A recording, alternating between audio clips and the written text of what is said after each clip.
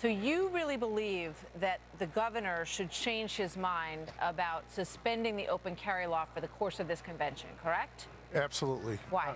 Well, because it's the right thing to do. I don't want to hear that we can't do it because we're doing it in a 6-block radius around the hard zone.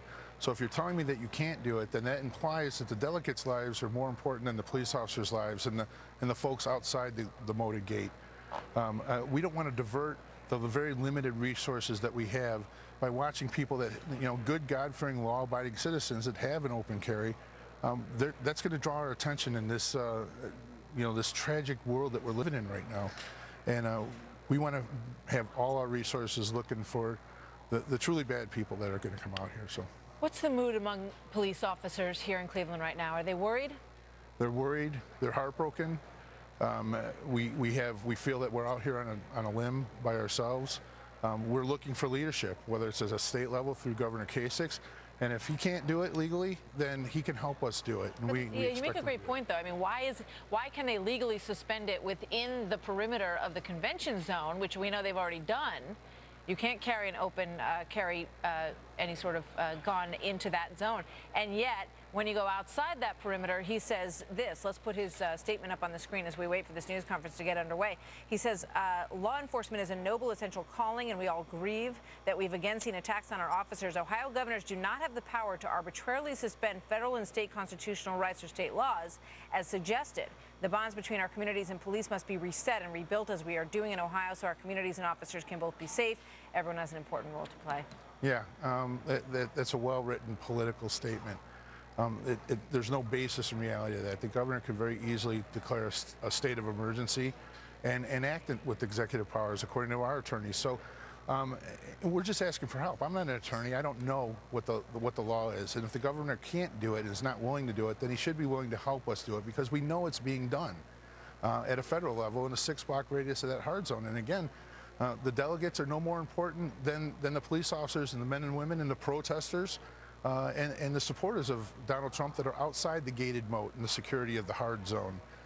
So we're asking him to do the right thing. We're asking for some help. We desperately, in this country, we need leadership that's going to step up and help and put this down. This notion that police officers are the enemy is absolutely insane to me. What's going on right now, and think about what's going on right now. It's based on a police-involved shooting in Baton Rouge, Louisiana.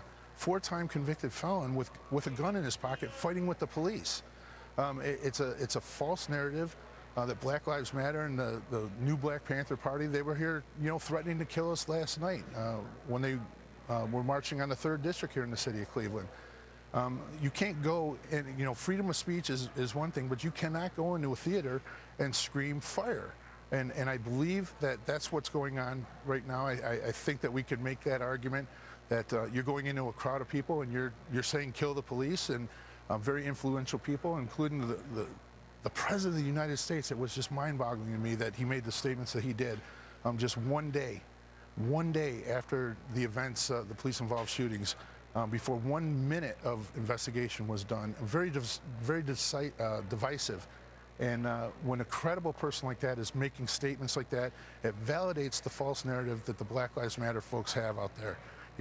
We all want the same thing. We want everybody to go home at the end of the day safely.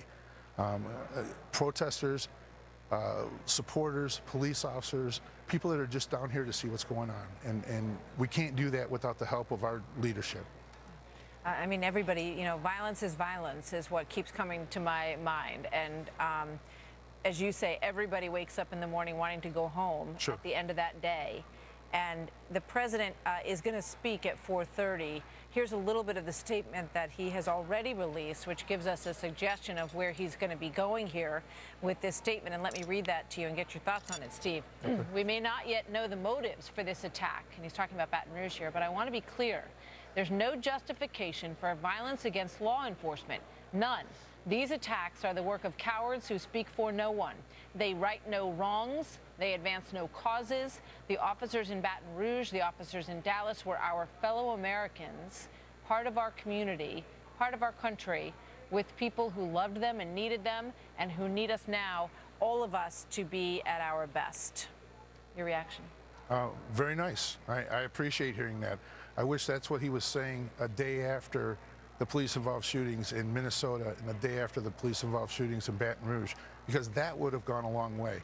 The divisive things that he said, and the governor of Minnesota, that is actually what has sparked the murders of police officers. And these are not, you cannot compare a police-involved shooting, police officers going out and doing their job and defending their lives, to the absolute murder, setting up and murdering of the Dallas police officers here in Baton Rouge. You know, I find it curious that the president all of a sudden wants to wait and see what the motivations were.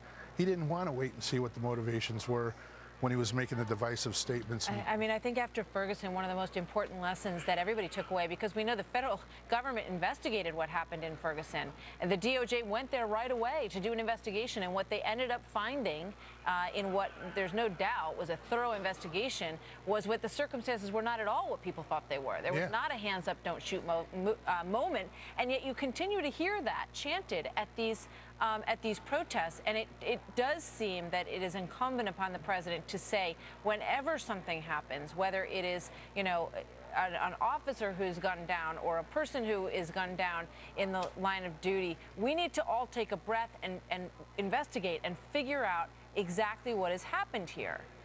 All that being said, you know, I looked at a piece that was written by Senator Tim Scott, who is an African-American senator from South Carolina, who is a Republican. And he said that, you know, he feels that we need to not ignore the struggle and the feelings that some black people feel, that they are pulled over often. He said that his brother was once pulled over, and, you know, they said they thought he'd stolen a car because he was driving a Volvo. What's your reaction when you hear that from Senator Scott? Well, you know, I agree. You know, if there's legitimate issues out there, then they do need to be addressed. But all the issues need to be addressed. You know, the president very clearly said that African-American males between 15 and 35 are 3.5 more times likely to be approached by police officers. But what he didn't tell you is that they're being approached because of the crime rates in the African-American communities. And I'm not calling anybody a name here. That's a reality. You know, the homicide rates, the black-on-black crime is off the charts in this country right now. And those are issues that real issues that we all need to address and embrace and get, you know, there's lies, damn lies, and statistics.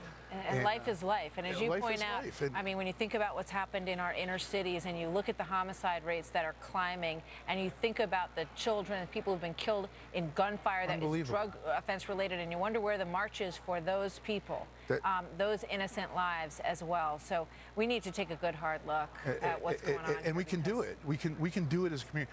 But listen, there is not one neighborhood in the city of Cleveland, and I would bet you my life that there's not one neighborhood in this country that the vast majority of people in it, blue, black, green, purple, pink, I don't care what color they are, have good, God-fearing, law-abiding citizens in there. I've been a policeman for 23 years. I've answered thousands of radio assignments. I've never one time picked that radio up and said, hey, what color is the family that's calling for help? And more importantly, I've never gotten to those radio assignments and had somebody come out and size me up and go, no, send me a black cop. Steve, thank you. Those are other people's agendas. Thank you very much. Yes, good luck to you all this week. Much. It's good to have you with us, and we're glad to have you on our side out there, too. Thank you very much. Martha, just about 20 minutes, less than, more like 15 minutes from the news conference. You see the microphones there. At the bottom of your screen, you're alerted that the president will speak at 4:30 Eastern, and there you go, the Louisiana governor, and we believe the local police chief for the news conference just minutes from now. Stay with us. I enlisted in the Army, and